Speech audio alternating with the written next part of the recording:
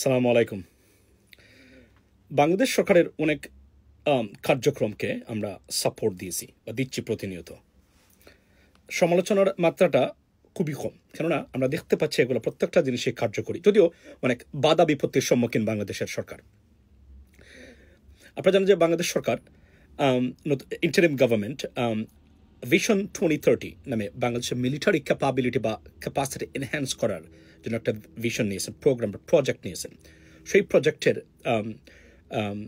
উদ্দেশ্যে we have a deal signed with China and about to be taken place with Turkey, তুরস্ক, এবং পাকিস্তানের সাথে হচ্ছে। আমি সরকারকে আজকে একটা অনুরোধ করতে চাই, বাংলাদেশ সরকারকে।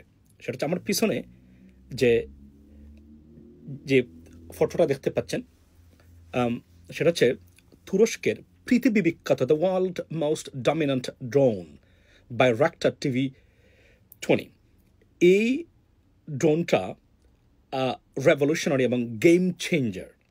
কেন? এটা একটানা 27 ঘন্টা আকাশে উড়ে 25,000 ফিট উপর থেকে এটা একদম লেজার গাইডেড আপনার অ্যাটাক করতে পারে, এবং smart, quiet, it can elude radar system, অর্থাৎ রেডার সিস্টেমটাকে, অর্থাৎ রাডার যেটাকে আমরা বলি বাংলাতে, সেটাকে ফাঁকি দিয়ে আক্রমণ করতে পারে।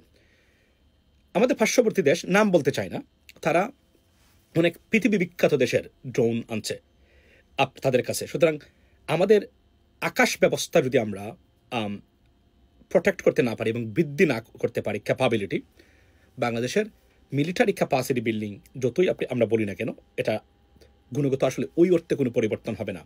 কেননা বর্তমান যুদ্ধ শুধু ফাইটার জেটসের ভিতরে সীমাবদ্ধ নয়। ড্রোন একটা রেভলিউশনারি এবং রিমার্কেবল পরিবর্তন বা part of the war right now. For example, এই সেই তুরস্কের বিখ্যাত আপনার ড্রোন বাইরাক্টার TV, যা আপনার তুরস্ক ইউক্রেনকে প্রোভাইড করতেছে বর্তমান যে যুদ্ধে, যে কারণে রাশিয়া রীতিমতো হিমশিম খাচ্ছে। রাশিয়ার মতো পরাশক্তি দেশ এই ইউক্রেনের মতো একটা দেশের সাথে যুদ্ধে। সো আমার সরকারকে অনুরোধ, পার ড্রোন, পার ইউনিট যদি আমরা বলি, সম্ভবত 10 কোটি টাকার মতো পড়বে। প্রয়োজনে প্রবাসীরা, আবার বলছি, এগুলো প্রোভাইড করবে লোন হিসাবে, সাহায্য হিসাবে। বাংলাদেশের প্রবাসীরা দেশপ্রেমিক, তারা বদ্ধপরিকর। সরকারকে আমার বিনীত অনুরোধ, এই প্রথম একটা অনুরোধ করতে যাচ্ছি সরকারকে, এই ড্রোনটা বাংলাদেশ চাইলেই তুরস্ক এটা প্রোভাইড করবে, সবাইকে করবে না। ভারতের প্রস্তাবে তারা রিজেক্ট করেছে, তারা ভারতকে এটা সরবরাহ করবে না, যার কারণে ভারত ভেরি ক্ষুব্ধ, ভেরি অ্যাংরি উইথ আপনার টার্কিশ গভর্নমেন্ট।